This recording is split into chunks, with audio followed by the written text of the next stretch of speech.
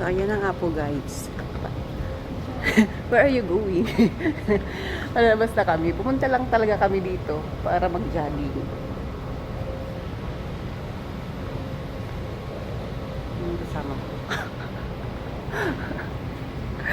Trinay lang namin kung kaya namin maglakad from Villa. Kasi malayo-layo din guys eh. First time ko naglakad from Villa to what is this? Alcail Metro Station. Mas mabilis yata kung may bike. Mabot na din kami ng 1 hour mahigit. Kasi nagpictures, video pa kami.